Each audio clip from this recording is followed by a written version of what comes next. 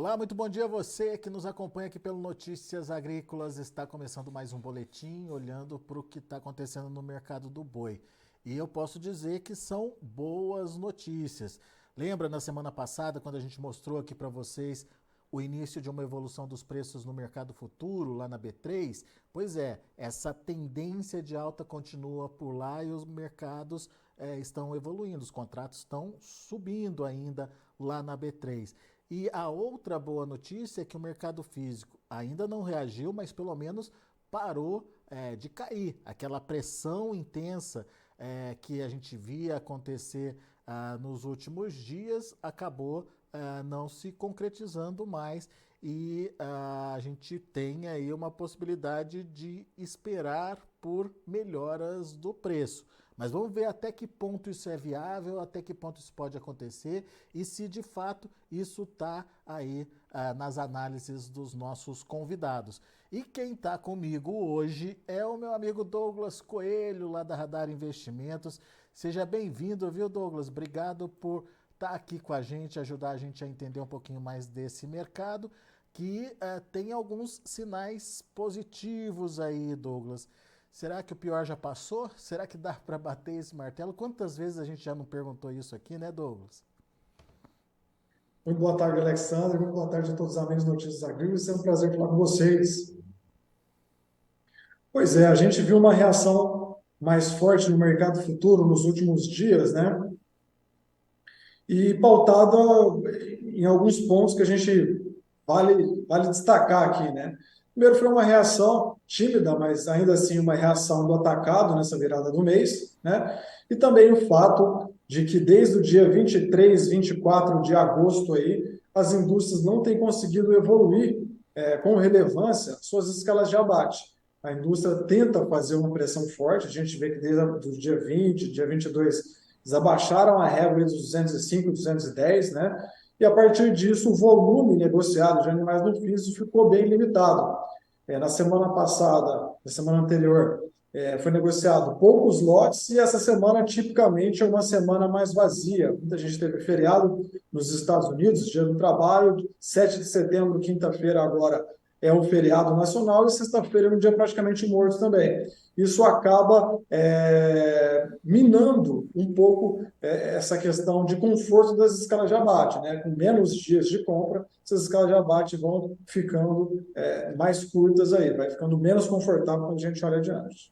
Pois é, quando a gente olha lá para o mercado futuro, lá na B3, a gente já está falando de um boi, deixa eu só confirmar aqui, mas já voltando ali para aqueles patamares acima dos R$ 220 no caso de novembro e dezembro. Novembro, nesse momento, R$ 221, com alta de 2%, mais de 2%, e o dezembro, R$ 223, com alta de 1,3%. Ou seja, são altas fortes, significativas e que já vem num fôlego aí desde a semana passada. Obviamente tem a ver com esse momento do físico, como você relatou aí, mas é um momento já para se pensar em estratégias, Douglas, ou dá para esperar mais um pouquinho? Uma ótima pergunta, Alexander.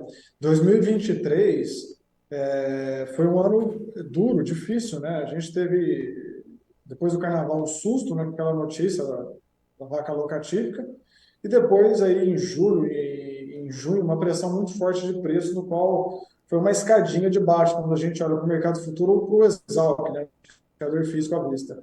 Então, comprar um seguro de baixa no mercado em queda é difícil, né? Os preços ficam caros. E quando ele está na lona ainda, que foi 199, 198 do futuro aí, encarece muito a operação, né? O molho sai mais caro do que o peixe. A gente está num patamar relativamente baixo ainda. A arroba caiu aí, se a gente for olhar no semanal, 5, 6, 7 semanas, e são os 3, 4 primeiros dias que ela está subindo ainda. Mas como você bem colocou, com novembro 220, com outubro próximo 210, quem está desprotegido e tomou um susto, né, sem nenhuma proteção, sem nenhuma estratégia, vale a pena começar a cotar alguma proteção. Isso proteger o seu custo, né? Porque a ferramenta de proteção de preço, muitas vezes o pecuarista É claro que ele está olhando para esse mercado agora, talvez o primeiro passo dele nesse sentido, mas ele olha talvez o mercado futuro 220 e fala, não, eu não quero vender meu boi por 220, eu não quero comprar uma put de 200, uma 205. Mas ele tem que ter em mente que ele precisa proteger o custo de produção dele, né? Porque se arroba, vamos supor que ele comprou um seguro de preço mínimo, que é uma put, ele comprou, ele travou ali em 205. Se o mercado subir, ele tem o mérito dele de vender para o frigorífico, pagar mais, ou seja, obtém lucro na operação, sai da operação iniciando mais firme, mas para baixo também ele precisa pelo menos proteger esse custo de produção dele, para ele proteger essa margem, ele estar vivo no próximo ano. Nesse Então, a caso, ele mentalidade que ele faz. tem que ter é: o mercado está subindo, preciso proteger o meu custo de produção. Se eu conseguir alguma coisa mais ótima, eu já estou garantindo uma margem de lucratividade. Mas Nesse ele proteger o custo caso, de produção é o melhor dos mundos, né? Porque nesse, para baixo ele já está defendido. nesse caso, ele faz uma put, então. O seguro de preço mínimo, né, é o jargão no mercado também de put, né? Ele trava a venda dos animais dele numa data futura. Muito bem. Daí ele paga um prêmio por isso, e se o mercado subir além desse preço, ele vende no mercado futuro e perde o prêmio. Exato, funciona como seguro de um carro, né? Ele comprou, vamos supor que ele comprou um carro que vale 100 mil, vamos dar, que é o exemplo da boiada dele. Se no meio do caminho, se durante esse período todo, aconteceu alguma coisa, teve um acidente, deu perda total, arranhou, teve algum imprevisto, ele aciona esse seguro, né? Então, ele recebe essa diferença do preço que ele travou para o preço que ele vai vender no mercado físico. Então, vamos supor que ele travou um boi aí de 205, o mercado está em 195, ele vende para a indústria 195 e recebe a diferença de 205 para 195, R$ 10 na conta que ele tem na corretora. De modo que é uma equação de soma zero. Ele recebe 195 da indústria, recebe R$ 10 da corretora, então é como se ele tivesse feito a venda dele por 205. Agora, para cima, se o boi for para 215, 220, ele vende mais caro no frigorífico a 220 e só gasta o prêmio que ele pagou para se proteger, como se fosse a franquia do carro. No melhor dos mundos, ele comprou um carro e o carro teve valorização, né? No caso do pecuarista, o patrimônio dele que está no pasto, né, vale muito mais. Muito bom. Ô Douglas, então tá. Então a gente está vendo aí sinais de novidade, mas dá para dizer que é uma reversão de tendência já acontecendo ou ainda é cedo para isso? Bom, a pecuária, Alexander, ela é mais uma ciência biológica do que uma ciência exata, né? A pergunta que o pessoal tem feito bastante é: chegou no fundo do poço? É praticamente essa pergunta também. Então é difícil cravar um preço. Mas recentemente a gente até escreveu um artigo, tem falado com os nossos clientes, com os nossos amigos, né? São um dos nossos amigos também, sobre isso. E assim, com o arroba em 199, 195 onde estava, né? A margem do pecuarista está negativa e a margem da indústria está na máxima histórica, né? Se a gente for olhar o equivalente Scott de Zossa, né, que faz muito bem esse levantamento, que mostra a receita do frigorífico, a venda da carne, couro, sebo, miúdos, subprodutos, está próxima de 40%, né? Esse não é um cenário ideal. O pecuarista não trabalha, ou seja, desincentiva ele colocar animais no coxo, né? É proibitivo esses preços, né? Não vai ter lucro, enquanto a indústria pode tocar pela eternidade assim, né? Vai ter um lucro ótimo. Então, nesses patamares, 195, 199, na sua opinião, não é um ponto de equilíbrio. É difícil cravar se é o fundo do poço, mas o ponto de equilíbrio é um pouco mais para cima. Até mesmo quando a gente olha a arroba em dólares em comparação com os demais países produtores, né? Argentina, Uruguai, Estados Unidos, né? Está bem defasado aí. Ô Douglas, você falou dessa questão do custo de produção, tirando a margem aí da atividade para o pecuarista, né? Isso na prática já desmotivou a colocação de animais em confinamento? Será que a gente vai ter algum efeito na oferta mais adiante? Uhum. A própria reação do mercado futuro, que nada mais é que a expectativa de todos os participantes, né? Pecuaristas, especuladores, frigoríficos, fundos, bancos, puxando mais o boi novembro e puxando bem mais com vigor o boi dezembro, pode estar relacionado com esse sentimento, né? Com junho, julho e agosto, com pessimismo exacerbado, um pessimismo forte, possivelmente boa parte dos pecuaristas que tomaram prejuízo na operação estão se protegendo, falando, ó, se eu fechar o boi agora no coxo, eu vou ter mais prejuízo em novembro e dezembro. Então, pode ter um vácuo de oferta nesses meses, sim. E o fato do mercado estar puxando mais esses vencimentos mostra uma expectativa de uma oferta possivelmente, ou relativamente menor, sim, justamente É, em função desses estímulos nesse período. a própria decisão do pecuarista, né, Douglas, diante de margens negativas, é de segurar um pouco, né? Exato, exatamente, né? Fazer mais do que está dando certo, né? Se ele tomou um prejuízo, né? Se ele está vendo que o cenário não está tão atrativo, se tem um pessimismo muito envolvido, ele pisa no freio. Muito bem. Agora, Douglas, você falou aí da questão do consumo, né, da demanda de carne.